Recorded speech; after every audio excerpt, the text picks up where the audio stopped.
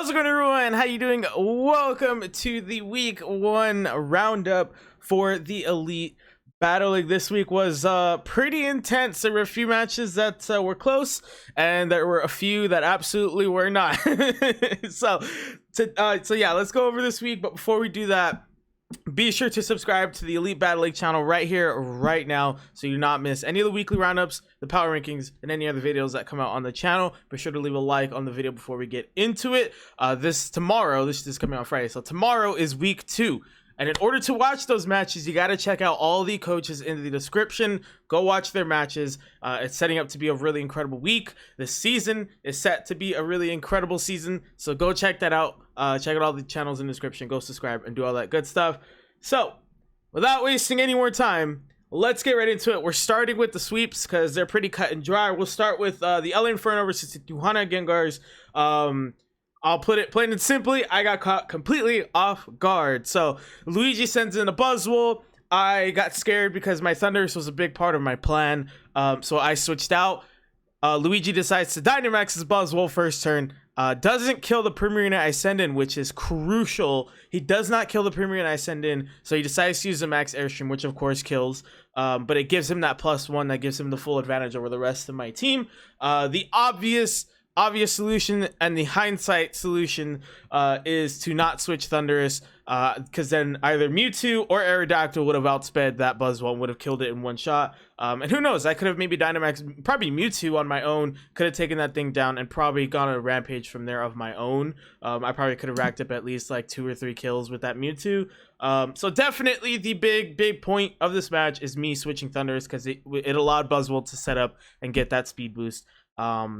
That was really it. It was shock and awe. Luigi just went all in, and the strategy completely paid off. Kudos to him. It was a good strategy, good way to just start off the season. Just go in, get your win, and move on. That was really good, really good from Luigi. That's pretty much it. That's honestly all I can really talk about this match. The main talking point is me switching Thundurus, because that gave Buzzwole the opportunity to set up. I don't do that. The match could be completely different. So yeah, that's really all that has to be said about that match.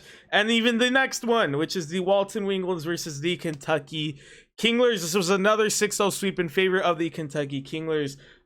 So Derek, aka always my videos, starts off with Galvantula, sets up the sticky webs, which proved to be crucial later on. There was another big talking point, but that was the first one. Derek sends in Galvantula, gets the sticky webs up. Galvantula doesn't go down, does take quite a bit of HP, quite a bit of damage rather, which is why Buzzwole got the MVP over Archeops, by the way. So yeah, Galvantula gets up the sticky webs. Eventually, Archeops is the next switch in, and Archeops just goes to town. It just wrecked everyone without taking a hit, I believe. If I'm remembering correctly, I think experience was definitely a big factor in this one. Nate openly admitted that some of his EVs were wrong, which you could kind of tell in the battle. I mean, Metagross probably should have taken an Earthquake. Tapu Koko, from what I discussed with a couple of the coaches, probably should have taken an Earthquake as well. There was just a couple Pokemon on his team that should have taken hits when they didn't. Don't get me wrong, Archeops is strong. It has a high attack stat. It is a strong Pokemon. It is pretty fast. The sticky webs, like I said, really helped Archeops, get in there and outspeed everything on Nate's team. But I think that's a huge thing that Nate needs to figure out, is that EV spread. I know it's hard to keep up with a lot of stuff. I know it can be difficult, but that's a huge part of having experience with battling. You double check your Pokemon. You quadruple check your Pokemon before every battle to make sure they're exactly how you want them to be. I would know. I've made that mistake in the past. So from one person who's made that mistake to another, Nate, just quadruple check your Pokemon next time. Make sure that they're correctly built. He said he got the team right, so clearly his prep wasn't all off. He just couldn't didn't quite get the EVs right. But of course, Derek, we really didn't expect, how do I phrase this nicely, who maybe we would never expected to walk away with a sweep in this match, walked away with a sweep with an Archeops of all things. Obviously there's a couple Pokemon on this team that you'd expect a sweep from. Archeops maybe isn't one of them. I said it earlier though, it has a very high attack stat. It's not a bad Pokemon, but you got to give credit to Derek where credit is due. He came in, did what he had to do. He set up the sticky webs, switched to Archeops, and just did what he had to do. He had the right moveset for it, and it just soloed Nate's entire team. So GG's Derek, good job you guys. Nate, keep working. Moving on, we have a match that was dangerously close to a sweep.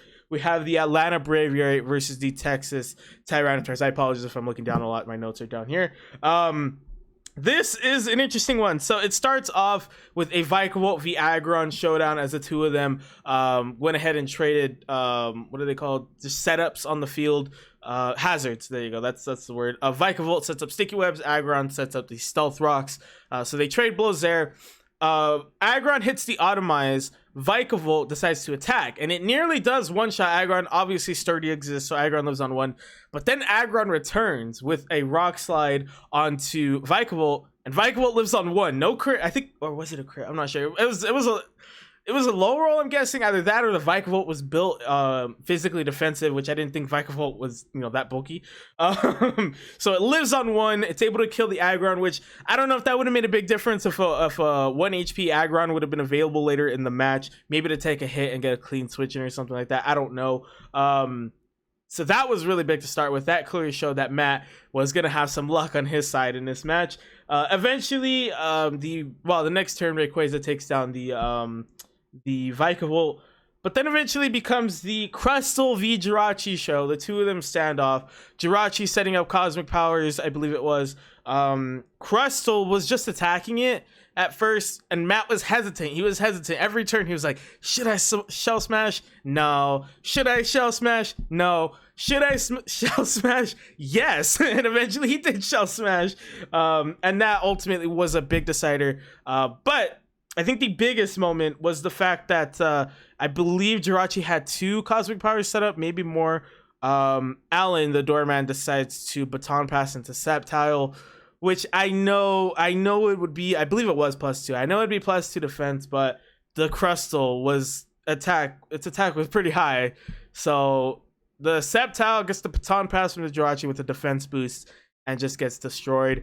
And that's when everything kind of went wrong. Crustle took down Sceptile, Torkoal, Rayquaza, and Jirachi before it finally went down to Manectric. But by that point, Matt, coach of the Atlanta Braviary, had 4 Pokemon left to Alan's 1 Manectric. And Ferromosa came in and racked up the last kill to take down Alan. I think that Sceptile switch was really bad. I'm sorry, Alan.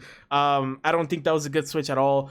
You might think in your head with that defense boost it could take a hit, but ultimately, hindsight, go to Manectric or go to Torkoal. One of those two, I think, could have helped. Could have taken a better hit, or just stay in with Jirachi and keep hitting that Crustle.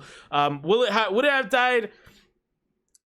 Probably. I don't know. The hindsight is that Manectric would have taken a hit, or Dynamax Pokemon would have taken it. You could have Dynamax with Jirachi the second you saw.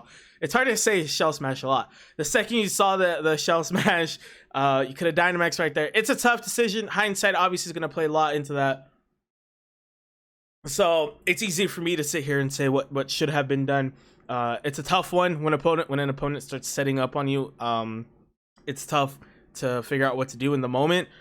So I can't completely fault Alan, but I think one way he shot himself in the foot was that Sceptile switch, because it just got destroyed, and that Baton Pass boost was just gone, just like that, gone. And Crustle just racked up 4 kills, and that ultimately led to Atlanta's win, which, full credit to Matt. We talked about it in the preseason roundup. The biggest thing for him this season is to be able to balance his weaknesses and his strengths. I think he did it really well there. Crustle obviously was a major part of his team. He misinterpreted me. We talked. I didn't say Crustle was your only flying type counter or your only counter in general. I said Crustle was a really good counter for your team. And obviously it is something that can hit back, not just counter. Not just act as a counter, rather. So congratulations to Matt. You picked Shell Smash at the right time, and you came up big. And fortunately, we didn't really have to see the rest of his team for his sake. And yeah, he walks away with a 6-2 victory. Pretty dominant. Once that Crustle came in and Shell Smashed, everything else came in and died. except for the minute trick. So yeah, congratulations to Matt. He's got Max next week, so we'll see how he deals with a different team. That's going to be a really interesting one. And Allen, I believe, has the Florida for Alligators next week, so that's not a fun one to try rebounding. So congratulations to Matt. Good job. We move on to another solid win from one of the coaches. We had the Detroit Luxrays versus the Iowa Incineroar. Landon, Inferno Man, their coach of the Iron Incineroar, won 6-3. The beginning of the match was not great. I believe Detroit went up 2-0 pretty quickly, relatively quickly. They definitely went up 1-0 quickly, because I know the Venusaur went down to a Hurricane from Zapdos, which was the first kill of the game, if I'm remembering correctly. But then, I don't know, when it came to Zapdos versus Giratina, that's when the Max kind of lost his momentum in that little period there, because Giratina kept hitting Zapdos with Thunderbolt and Zapdos was roosting, so they just went in a nice little stall fest there for a while, and just kind of went back and forth with Roost, Thunderbolt, Roost, Thunderbolt, Roost, Thunderbolt. Was not the most fun thing to watch, but it was... man, it was interesting to say the least, because in that period, it seemed like Max kind of lost his momentum, kind of lost a little bit of focus, I guess. The real turnaround happened when Miltank came in. It was Miltank versus Finny, and the two of them kind of went back and forth. I believe one misplay for Max was trying to, I think he tried Thunder Waving, if I remember correctly, the Finny. However, the Misty Terrain was up. Misty Terrain prevents status conditions on both ends of the field, so obviously that didn't work. But then Landon uses Grass Knot on Miltank. Miltank had Sap Sipper, which makes sense on a Drizzle team, considering you're gonna have a lot of water types. And it was able to do good damage on Finny, which kind of paid off later on, kind of. But then eventually Landon decided to bring in Mian Xiao on the Miltank, one-shots it with the close combat, which is, I believe that's what he used, close combat. And then Max decides to send in Scizor, and this is where the prep kind of comes into play. There are certain moves you want to keep an eye out for from certain Pokemon. Maybe he wasn't expecting Mian Xiao, I don't know, but he certainly didn't see the Blaze Kick coming, and it one-shots the Scizor when it comes in. Came in and died. Mian Xiao racked up its second kill right there, taking down the Scizor, which is huge, because Scizor could have been a problem later down the line.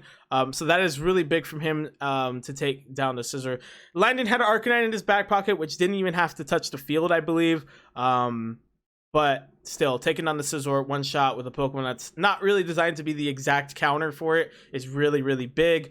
Then eventually it comes down to, I believe, what was it? Giratina v Zapdos. I think this happened before this other play I'm going to talk about. Giratina v Zapdos, they both, max, they both Dynamax. Zapdos does manage to take down Giratina. Then Alolan Raichu comes in on the Zapdos, and Max decides to max guard. The question with that decision is, would Zapdos, because eventually Raichu Volt switches on the Zapdos and kills it. So the question is, and the answer is probably no, but would Zapdos have better taken that Volt switch if he would have attacked instead? Because imagine a scenario where Zapdos lives the Volt switch, takes down the Alolan Raichu, and then takes down whatever comes in, let's just say, and it has that speed boost. Would it have gone down eventually to the Raichu again? Ultimately, I don't think that would have had a huge impact on the match. I think we still would have walked away with the same result. Maybe Max would have gotten an extra kill. I'm not really sure. Or he would have gotten an extra kill earlier. So that is an interesting topic. But then, yeah, Zapdos goes down. I believe Rotom Heat comes in against Mian Xiao eventually. I think this happens after the Dynamax. It could have been before, but still, it's an interesting talking point here. Sort of a similar situation. Mian Xiao was at half health. Rotom was at good enough health to take a hit. Mian Xiao CCs, close combats the Rotom. Rotom lives, but Max decided to nasty plot. I'm not sure how I feel about that play. I think it would have been better off attacking. Mian Xiao's defenses aren't great, so I think it would have been better off attacking. I can't really remember whether the Rotom had an attacking move or not. If it did, I think Max should have definitely attacked because Mian Chao's defenses aren't great, and I doubt Landon was built into defenses. There's not really much of a point. I mean, you'll maybe take a hit, but you'll be left on low health no matter what. So I think that Rotom should have attacked. Would have more than likely killed the Mian Chao.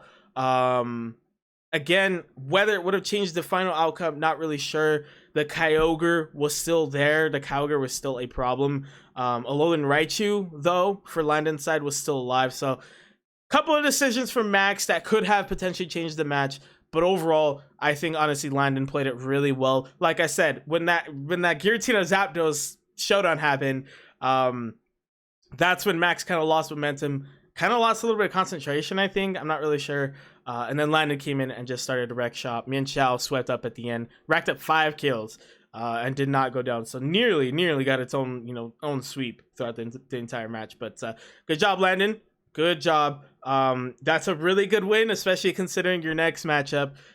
So I think that Landon played really well. Max maybe could have made a couple different decisions. I definitely think Kyogre and Ludicolo could have worked a lot better together, but ultimately Landon outplayed Max towards the end in the second half of the match and walked away with the victory. So good job. Next match, we have the Florida for Alligators versus the Indiana Igglybuffs. An interesting one. The Indiana Igglybuffs walked away with a 4-3 victory, a very close match.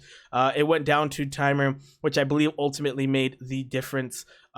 This match started very annoying for the side of Florida. A little bit of stalling on the side of Yeltnib.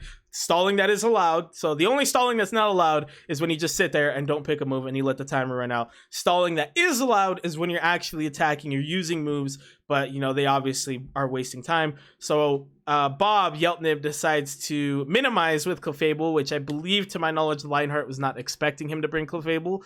I will say Lionheart didn't really prep all too much for this match, at least according to him. We're going to take his word for it. So he wasn't ready for the Clefable. The Clefable starts minimizing, and then baton pass into Magyarna. So that did cost the match a good 2-3 minutes at least. 2-3 minutes that would have been really big for Florida later in the match. But yeah, Bob just kind of cheesed a little bit at the beginning. He even said it himself. He was not proud. But I'll give credit where credit's due. You got to do it. Takes to win, and according to him, within his practice battles, he just could not beat Florida's team at all. He was really struggling, and doing that was the only way he saw he could win, which, fair enough. I mean, you got to do what you got to do to win. I can respect that. Fair enough. I do think that if there had been a couple of minutes, Florida would have won this match. Barraskewda had a really good matchup against Clefable, Scolipede, and Cinderace. I think it could have killed all 3 of them. Not to mention Zacian was still there too. So I think ultimately, if there were like 2 more minutes in this match, Florida would have walked away with it. It was pretty intense though throughout the match. They were pretty back and forth. The second those first 2 or 3 minutes passed, these two started to go back and forth. It was a pretty tactical match. Which is what you come to expect from these two coaches. They're both very tactical. They both know what they're doing. So, I mean, it just begs a couple questions. What if Bob doesn't bring Minimize? What if he plays it cut and dry? It probably wouldn't have gone to timer. Florida probably would have walked away with a close win. Probably 6-4, 6-3. If Florida had prepped a little bit better and taken down the Clefable sooner.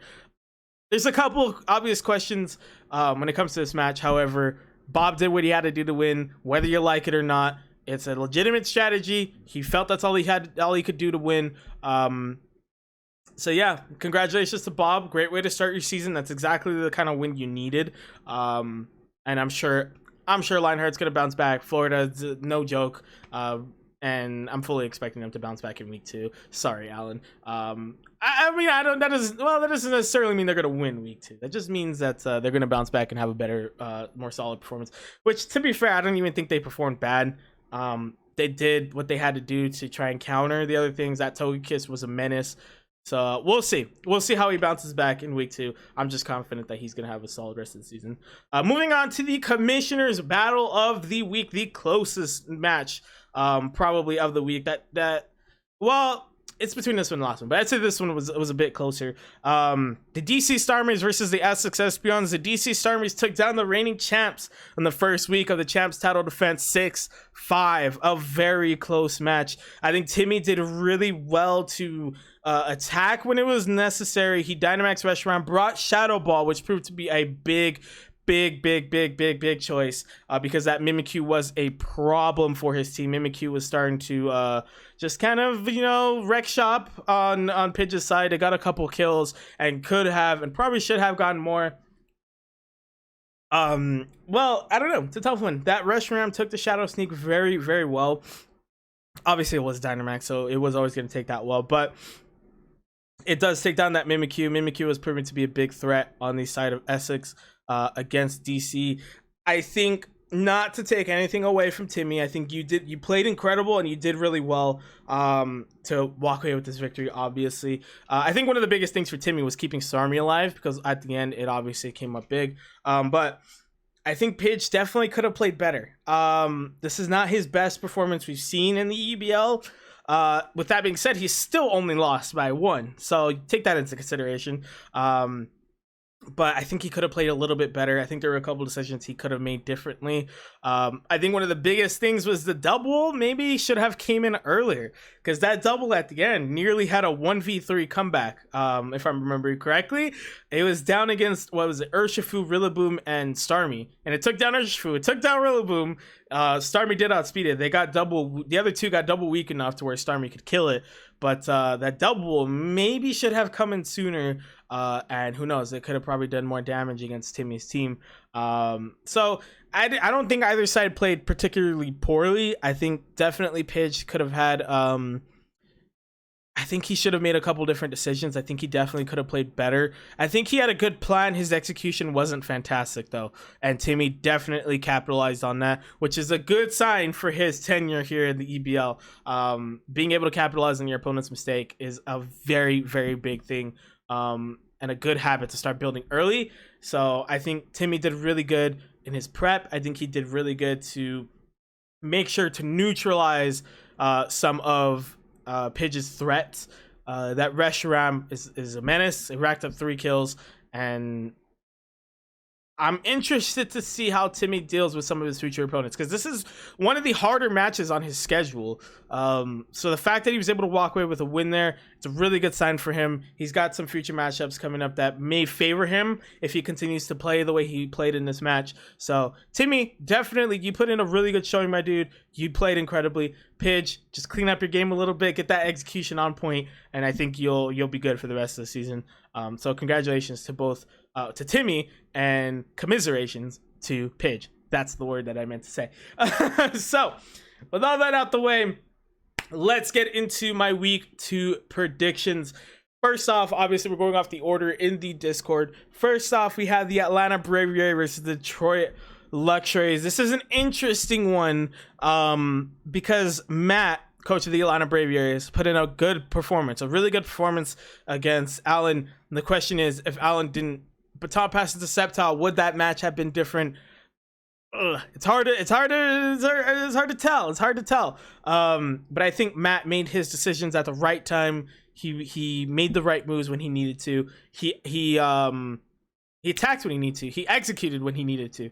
So that's a really good sign for him. Whereas Max struggled, lost momentum about halfway through the match, and made a couple missed plays that maybe would have turned the tide of that match. So I don't know. It's a tough one. If Max keeps his head, and if he gains momentum and he doesn't lose concentration, he keeps that momentum, he can win. Max is a very good battler, and he's dangerous when he's got momentum on his side. Whereas Matt needs to be able to execute at the right time. And again, I mean, this is going to be the point for him for the rest of the season. Keep his counters alive. That's going to be really big for him. That Zapdos is dangerous. That Kyogre is dangerous on the side of Detroit against Atlanta. I think, honestly, this is going to be a bit of a blowout. Like, kind of, not a blowout, a shootout, rather. A shootout. I'm going to take Atlanta. I'm going to back Atlanta. I think the setup is more on their side to walk away with a win in a shootout. I think this is going to go back and forth. I really do think it's going to be a shootout. Unless Max can find a way to take down Matt's counters quickly. I think honestly Atlanta has a really good chance of winning this one. Not to mention Atlanta has a win streak against Detroit. You know, I'm sure Matt's gonna do everything in his power to keep that win streak intact. So I'm gonna take Atlanta in this one. Moving on, we have the Essex Espions versus the Iowa Incineroar. This is going to be a really interesting one because Pidge is coming off a performance where he didn't play at his best, but he still didn't lose by that much. Whereas Landon took full advantage of the lost momentum on the side of Detroit and played really well in the second half. That Mianchao played really well in that second half of that match. So this is going to be a really tough one, man. This is going to be a really tough one. I think prep is going to be a really important factor here. I'm going to go ahead and take the champs. I think they rebound from their loss, to be honest. Like I said, Pidge didn't even perform poorly. He just made it, could have executed a little bit better, but he still only lost by 1. So he definitely could have performed better, but the fact that he didn't perform his best and he still barely lost is a really good sign for him. I think if Landon comes up with a good game plan for Pidge's team, these are two of the more balanced teams in the league going against each other. So I think this is going to be a really good matchup. But I'm going to go ahead and side with the champ. I think he finds a way to bounce back. I think he's going to go 2-time on his prep and make sure that he doesn't give up anything in this match. So I'm rocking with the Essex Espions on that one. Moving on, we have the Texas Tyrannotars versus the Florida for Alligators. Allen needs to avoid making big mistakes on his switch-ins. Just avoid mistakes in general. I know it's difficult. It's impossible to ask someone to be perfect 100% of the time. But avoid mistakes that will cost you the match, ultimately. Because Lionheart is a really good coach, and he's really good at taking advantage of your mistakes. He's experienced. He knows what to do in those sort of situations. So if Allen slips once, Florida is going to take over. Allen needs to tread carefully because that Zacian is very scary. That Barraskewda is very scary. That Lugia could take a few hits, and that's not even mentioning the rest of Lionheart's team. So Allen needs to tread carefully. He needs to play it safe, but to a certain degree. He needs to kind of play like Matt did. Kind of take your lessons from Matt. Execute when it's necessary. Learn how to flip the switch and execute when it's necessary. Play it safe, but then the second that moment comes, flip the switch and turn it around on Florida. I'm going to back to Florida for Alligators. Like I said, I think they genuinely would have won their match had there been a couple extra minutes. And I think they're more than capable of taking advantage of any mistakes that Texas might make. I think Allen will have learned from his mistakes, though, and that's what's going to make this match a little bit more interesting than maybe it seems on paper. I think Allen's the type of coach that will learn from his mistakes and get better. So I think it's going to be a closer match for Allen, but I'm going to walk away. I think Florida are going to walk away with the victory there. Moving on, we have the DC Summers versus the Kentucky Kinglers. With the way Timmy played, you know what? Fair enough. I'm going to back DC. I think Timmy has a strong team, a balanced team, a good enough team to go against Kentucky. Derek obviously proved that he is more than capable of coming up with some kind of strategy that isn't the more obvious ones on his team that will cause damage to his opponents. However, I think Timmy did really well in his match against Pidge. You could argue that if Pidge played better, maybe Timmy would have lost that match, but I ultimately don't think that match would have been a blowout. I still think it would have been really close regardless, 6-4 at the least. So I think if Timmy plays the way he did against Pidge, against Derek, he's got a really good chance. There are a couple obvious strategies with Derek's team, so I'm sure Timmy's going to plan something around that, and it's going to be up to Derek to use that damn experience and strategy building he has to try and counter, or to try and get some different strategy off. That's going to be a really fun one to watch, but I'm going to back the DC Starmies for that one. Moving on, we have the Juana Gengars versus the Walton Wings. I'm going to back Luigi on this one. He's coming off a 6-0 sweep. He clearly knows what he's doing with his team. They have the potential. I said it. I called it. They are the most explosive team in the league. I would not be surprised. I'm sorry, Nate. I would not be surprised if they walk away. Not with a sweep, but with another big win. I think Nate's going to learn some lessons from his last match and make a couple different decisions. Get a bit better in his decision making. But it seems like it's going to be a little bit of a gradual improvement. So I think Tijuana still has the advantage in this one, and they're going to walk away with a win over Walton. Experience, and the fact that Luigi's team is a very, very explosive. I don't know if Nate's going to have a plan to be able to deal with that properly. So I'm going to back the Tijuana Gengars in that matchup. Finally, we have the LA Inferno versus the Indiana Igglybuffs. I was told by my friend Lionheart that I should still pick a team, even though I'm involved. I just didn't want to sound biased because, quite frankly, I'm going to pick myself every single time. I'm sorry, guys. I'm going to pick myself for this one. But reasons why Bob will win. He's really good at battling. He's got a very, very good team, and he's clearly not afraid to use any strategy to beat his opponent. So I think this match is going to come down to the wire. I think this match is going to be close. If Inferno, I have a feeling this is going to turn into a chess match. If Inferno can keep up with Bob, or myself, if I can keep up with Bob in this little chess match we're going to have, I think I have a very good chance. Like I said, we have very balanced teams to go against each other. So I think if I keep my head and I stay calm, cool, collected, I have a very good chance of winning this match. But the same goes for Bob. Bob is very good. He's a very good tactician. He knows what it takes to win, clearly, and I don't think he'll be afraid to keep using those sorts of strategies to make sure he walks away with the win. Regardless, I think that match is gonna be close. I'm gonna pick myself though. So, my week 2 predictions: Atlanta, Essex, Florida, DC, Tijuana, and yours truly, Los Angeles. Let me know down below what your guys' predictions for week 2 are. Let me know your guys' thoughts on week 1 as a whole. Do you agree with some of the stuff I said? Do you disagree? Do you have some extra points? Let me know down in the comments below. To all the coaches that I did not pick for my week 2 predictions, I'm going to say this every week. Prove me wrong. I want you guys to step up big and go ahead and get a win when maybe people weren't really expecting you to. Get out there and show us how it's done, all right? Without all being said, if you guys enjoyed the video, anything you heard, be sure to leave a like and subscribe. Subscribe to the Elite Battle League channel. Come on, guys, do it. Subscribe so you not miss any weekly roundups, power rankings, and any other videos that come out on this channel. Subscribe to all the other coaches in the description so you do not miss any matches from this season of the Elite Battle League. It's shaping up to be a doozy, very back and forth between all the teams. It seems like no one is going to have a clear-cut lead in this season. So keep an eye out. It's proven to be really intense. So subscribe to all the coaches so you not miss any matches, and check out the EBL Twitter down below as well. And of course, be sure to share social media, friends, family, everybody you know, let the people know the Elite Battle League is where it's at. We'll see you guys in the next one. Bye.